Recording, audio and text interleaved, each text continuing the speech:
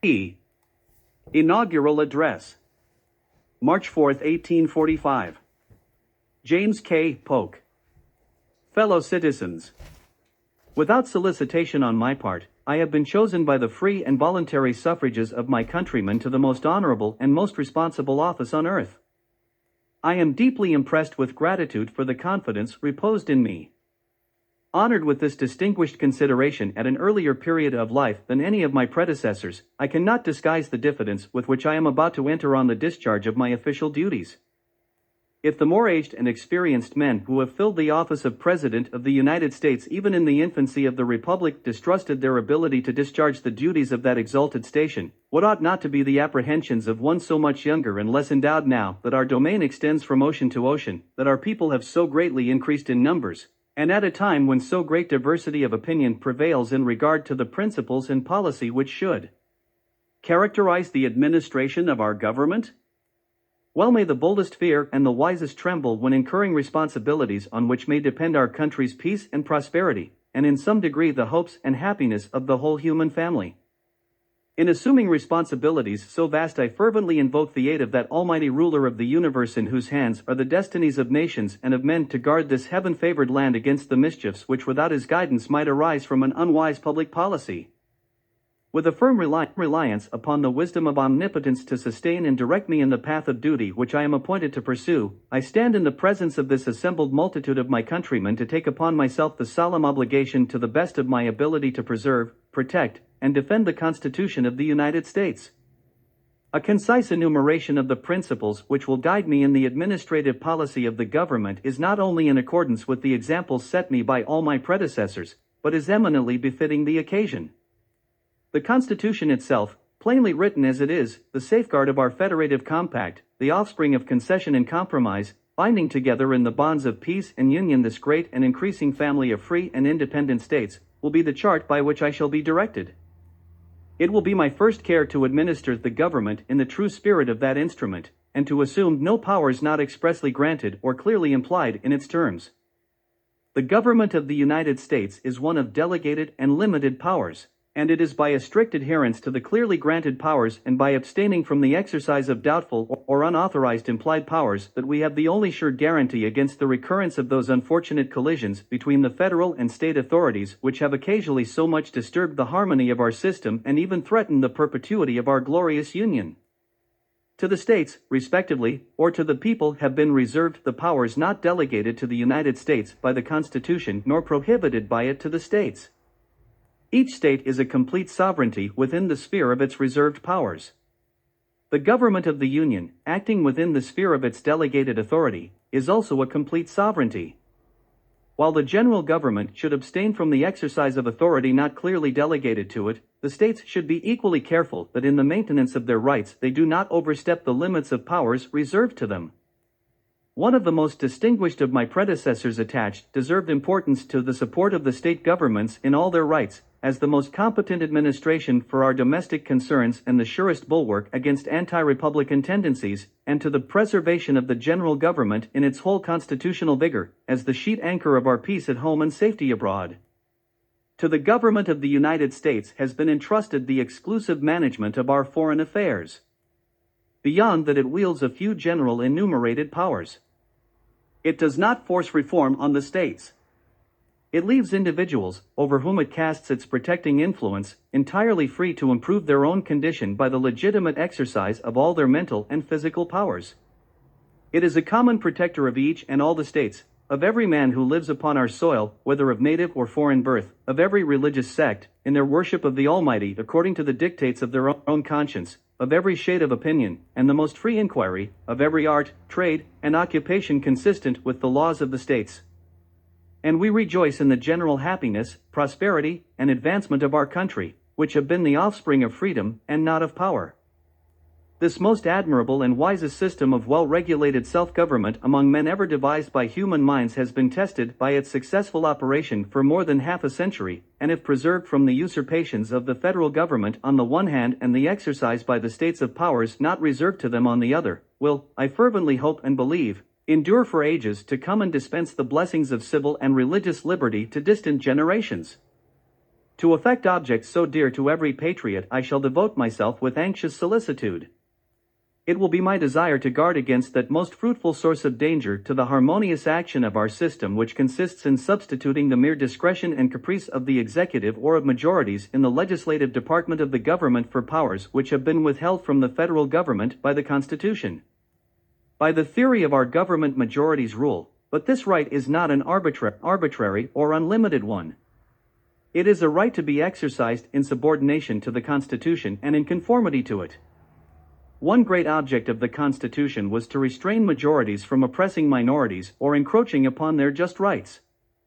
Minorities have a right to appeal to the Constitution as a shield against such oppression. That the blessings of liberty which our Constitution secures may be enjoyed alike by minorities and majorities, the executive has been wisely invested with a qualified veto upon the acts of the legislature. It is a negative power, and is conservative in its character. It arrests for the time hasty, inconsiderate, or unconstitutional legislation, invites reconsideration, and transfers questions at issue between the legislative and executive departments to the tribunal of the people. Like all other powers, it is subject to be abused. When judiciously and properly exercised, the Constitution itself may be saved from infraction and the rights of all preserved and protected. The inestimable value of our federal union is felt and acknowledged by all. By this system of united and confederated states our people are permitted collectively and individually to seek their own happiness in their own way, and the consequences have been most auspicious. Since the Union was formed, the number of the states has increased from 13 to 28. 2 of these have taken their position as members of the Confederacy within the last week. Our population has increased from 3 to 20 millions. New communities and states are seeking protection under its aegis, and multitudes from the Old World are flocking to our shores to participate in its blessings. Beneath its benign sway peace and prosperity prevail.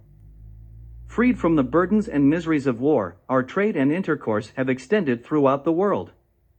Mind, no longer tasked in devising means to accomplish or resist schemes of ambition, usurpation, or conquest, is devoting itself to man's true interests in developing his faculties and powers and the capacity of nature to minister to his enjoyments. Genius is free to announce its inventions and discoveries, and the hand is free to accomplish whatever the head conceives not incompatible with the rights of a fellow being. All distinctions of birth or of rank have been abolished.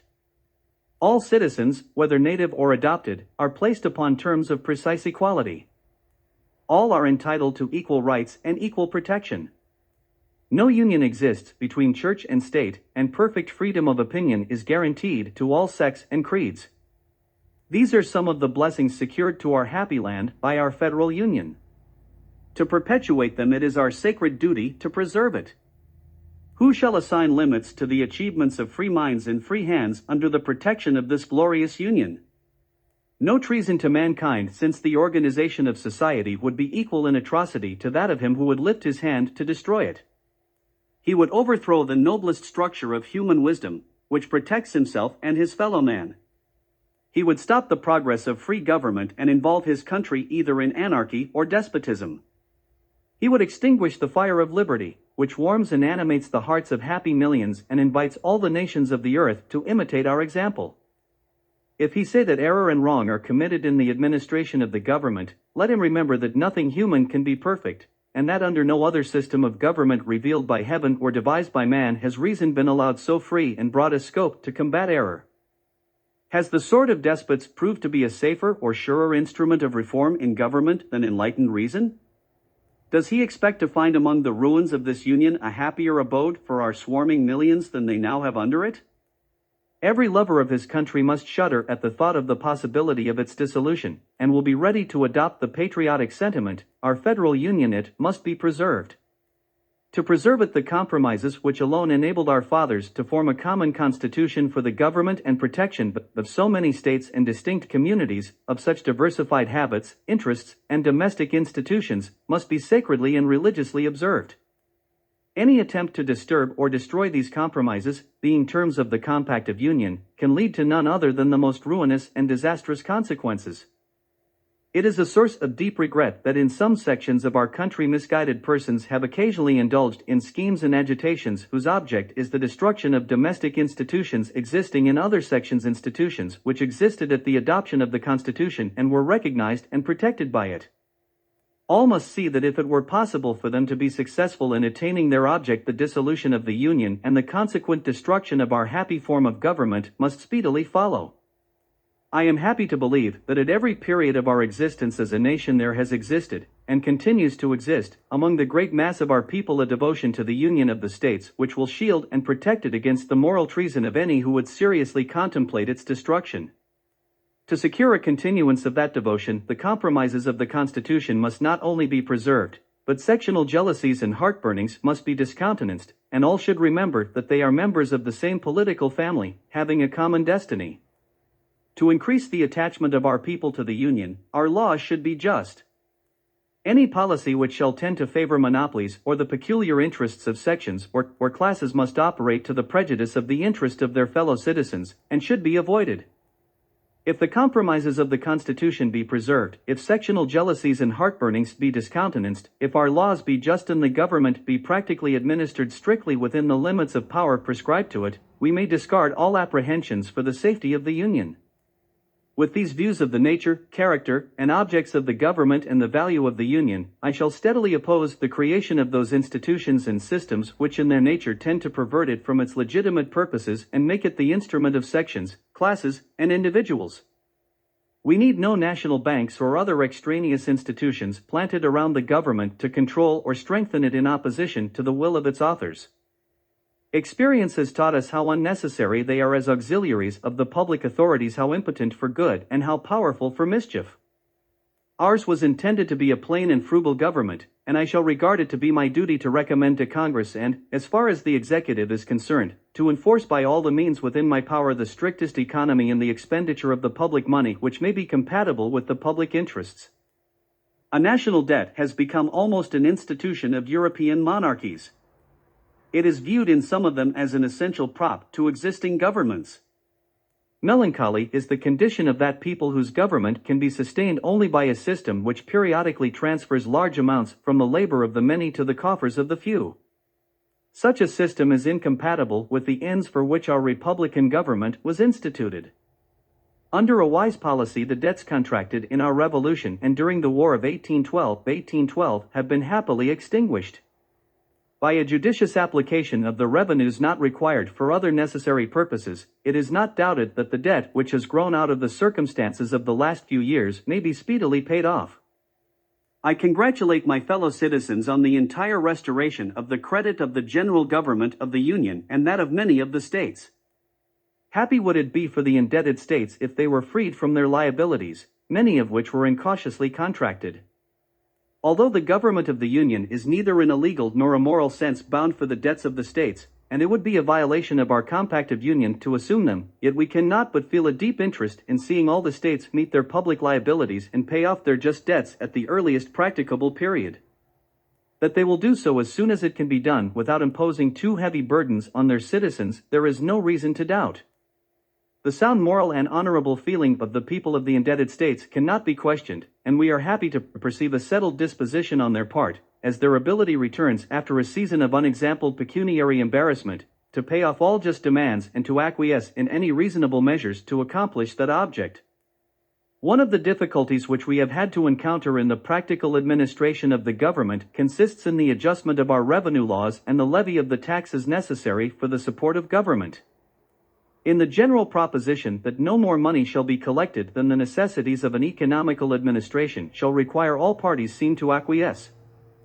Nor does there seem to be any material difference of opinion as to the absence of right in the government to tax one section of country, or one class of citizens, or one occupation, for the mere profit of another.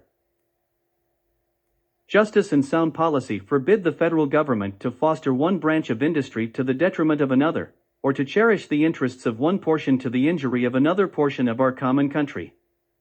I have heretofore declared to my fellow citizens that, in my judgment, it is the duty of the government to extend, as far as it may be practicable to do so, by its revenue laws and all other means within its power, fair and just protection to all of the great interests of the whole Union, embracing agriculture, manufactures, the mechanic arts, commerce, and navigation.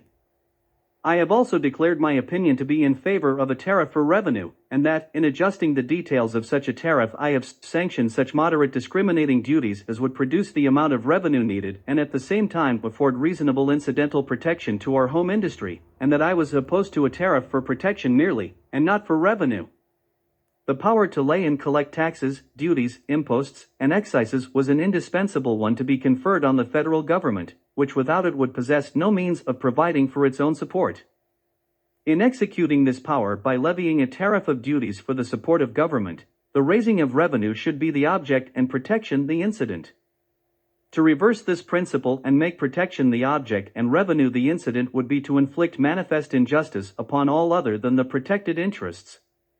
In levying duties for revenue, it is doubtless proper to make such discriminations within the revenue principle as will afford incidental protection to our home interests. Within the revenue limit there is a discretion to discriminate, beyond that limit the rightful exercise of the power is not conceded. The incidental protection afforded to our home interests by discriminations within the revenue range, it is believed, will be ample. In making discriminations, all our home interests should as far as practicable be equally protected. The largest portion of our people are agriculturists. Others are employed in manufactures, commerce, navigation, and the mechanic arts. They are all engaged in their respective pursuits, and their joint labors constitute the national or home industry. To tax one branch of this home industry for the benefit of another would be unjust. No one of these interests can rightfully claim an advantage over the others, or to be enriched by impoverishing the others. All are equally entitled to the fostering care and protection of the government. In exercising a sound discretion in levying discriminating duties within the limit prescribed, care should be taken that it be done in a manner not to benefit the wealthy few at the expense of the toiling millions by taxing lowest the luxuries of life, or articles of superior quality and high price, which can only be consumed by the wealthy, and highest the necessaries of life, or articles of coarse quality and low price, which the poor and great mass of our people must consume.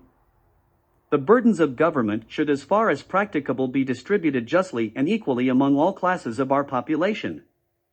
These general views, long entertained on this subject, I have deemed it proper to reiterate. It is a subject upon which conflicting interests of sections and occupations are supposed to exist, and a spirit of mutual concession and compromise in adjusting its details should be cherished by every part of our widespread country as the only means of preserving harmony and a cheerful acquiescence of all in the operation of our revenue laws. Our patriotic citizens in every part of the Union will readily submit to the payment of such taxes as shall be needed for the support of their government, whether in peace or in war, if they are so levied as to distribute the burdens as equally as possible among them. The Republic of Texas has made known her desire to come into our Union, to form a part of our Confederacy and enjoy with us the blessings of liberty secured and guaranteed by our Constitution. Texas was once a part of our country, was unwisely ceded away to a foreign power, is now independent, and possesses an undoubted right to dispose of a part or the whole of her territory and to merge her sovereignty as a separate and independent state in ours. I congratulate my country that, by an act of the late Congress of the United States, the assent of this government has been given to the reunion, and it only remains for the two countries to agree upon the terms to consummate an object so important to both. I regard the question of annexation as belonging exclusively to the United States and Texas. They are independent powers competent to contract, and foreign nations have no right to interfere with them or to take exceptions to their reunion. Foreign powers do not seem to appreciate the true character of our government. Our Union is a confederation of independent states, whose policy is peace with each other and all the world. To enlarge its limits is to extend the dominions of peace over additional territories and increasing millions. The world has nothing to fear from military ambition in our government. While the chief magistrate and the popular branch of Congress are elected for short terms by the suffrages of those millions who must in their own persons bear all the burdens and miseries of war, our government cannot be otherwise than pacific. Foreign powers should therefore look on the annexation of Texas to the United States not as the conquest of a nation seeking to extend her dominions by arms and violence, but as the peaceful acquisition of a territory once our own, by adding another member to our confederation, with the consent of that member, thereby diminishing the chances of war and opening to them new and ever-increasing markets for their products. To Texas the reunion is important, because the strong protecting arm of our government would be extended over her, and the vast resources of her fertile soil and genial climate would be speedily developed, while the safety of New Orleans and of our whole southwestern frontier against hostile aggression, as well as the interests of the whole Union, would be promoted by it. In the earlier stages of our national existence, the opinion prevailed with some that our system of confederated states could not operate successfully over an extended territory, and serious objections have at different times been made to the enlargement of our boundaries. These objections were earnestly urged when we acquired Louisiana. Experience has shown that they were not well founded. The title of numerous Indian tribes to vast tracts of country has been extinguished, new states have been admitted into the Union, new territories have been created, and our jurisdiction and laws extended over them. As our population has expanded, the Union has been cemented and strengthened. As our boundaries have been enlarged and our agricultural population has been spread over a large surface, our federative system has acquired additional strength and security. It may well be doubted whether it would not be in greater danger of overthrow if our present population were confined to the comparatively narrow limits of the original 13 states than it is now that they are sparsely settled over a more expanded territory. It is confidently believed that our system may be safely extended to the utmost bounds of our territorial limits, and that as it shall be extended the bonds of our Union, so far from being weakened, will become stronger. None can fail to see the danger to our safety and future peace if Texas remains an independent state or becomes an ally or dependency of some foreign nation more powerful than herself. Is there one among our citizens who would not prefer perpetual peace with Texas to occasional wars, which so often occur between bordering independent nations? Is there one who would not prefer free intercourse with her to high duties on all our products and manufactures which enter her ports or cross her frontiers? Is there one who would not prefer an unrestricted communication with her citizens to the frontier obstructions which must occur if she remains out of the Union? Whatever is good or evil in the local institutions of Texas will remain her own whether annexed to the United States or not. None of the present states will be responsible for them any more than they are for the local institutions of each other.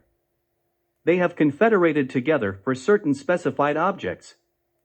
Upon the same principle that they would refuse to form a perpetual union with Texas because of her local institutions, our forefathers would have been prevented from forming our present union.